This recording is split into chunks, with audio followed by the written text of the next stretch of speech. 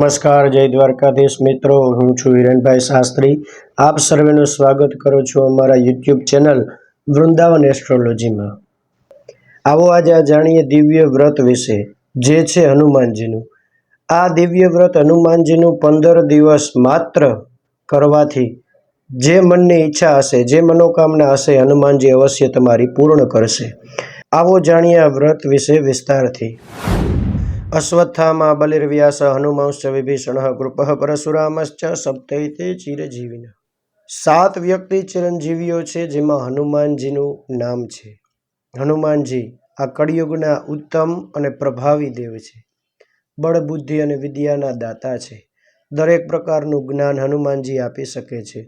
અને હનુમાનજી એટલા સક્ષમ છે કે જો માત્ર શનિવારે તમે હનુમાનના મંદિરે જઈ અને એક હનુમાન ચાલીસાનો પાઠ કરો તો પણ શનિની પનોતી તમારાથી દૂર રહે છે. તો આ તો દિવ્ય વ્રત છે. અને આ વ્રત સમજી લ્યો, શ્રદ્ધા, ભક્તિ અને નિયમથી 15 દિવસ કરી લીધું તો જે કોઈ પણ મનોકામના હશે, હનુમાનજી તમારી અવશ્ય પૂર્ણ કરશે. હનુમાનજી આપણા બધાની જ મનોકામના પરિપૂર્ણ કરે માટે કમેન્ટમાં અવશ્ય લખો, જય બજરંગબલી. જો હનુમાનજીના ભક્ત હો તો વિશેષમાં લખો, જય હનુમાન. આવો જાણીએ આ વ્રત વિશે વિસ્તારથી અને વ્રતના નિયમોને. વ્રતના નિયમોની વાત કરીએ તો બ્રહ્મ મુહૂર્તમાં આ વ્રત તમારે ચાલુ કરવાનું છે. ક્યારે? તો કે શનિવારે.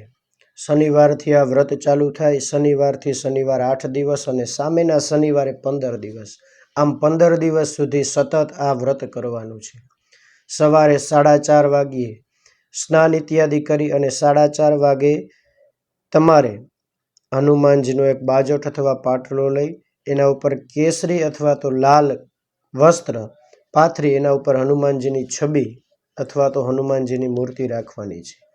એક દીવો તેલનો, સાંભળી લેજો, તેલનો દીવો કરી અને હનુમાનજીની આરાધના, ભક્તિ અને આ વ્રતની શરૂઆત કરવાની છે.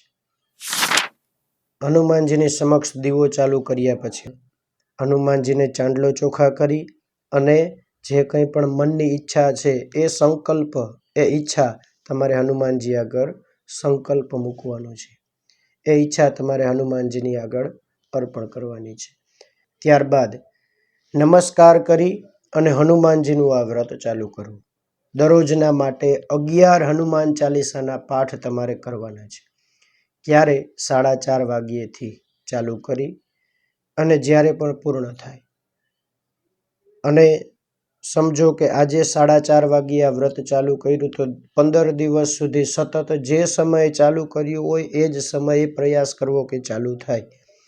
પણ બ્રહ્મ મુહૂર્તમાં જ આ વ્રત કરવાનું મહત્વ છે. એટલે 4:30 થી વધીને 5:30 ની વચ્ચે આ વ્રત ચાલુ કરી દેવું. અને બીજા વ્રતના ઘણા બધા નિયમો છે. આવો જાણીએ એ નિયમો વિશે. આ વ્રતના નિયમો વિશે જાણીએ તો ક્રોધ કરવો નહીં, કોઈની નિંદા કરવી નહીં, ન પીવાની વસ્તુ પીવી નહીં. સમજી શકો છો કે ડ્રિંકિંગ ઇત્યાદિ કરવું નહીં, માંસ ઇત્યાદિનું સેવન કરવું નહીં અને બને તો લસણ અને ડુંગળી પણ ન ખાવા. જો સતત 15 દિવસ સુધી આ વ્રત નીતિ નિયમો સાથે થઈ ગયું તો સમજી લ્યો કે તમારી મનોકામના પૂર્ણ થઈ ગઈ.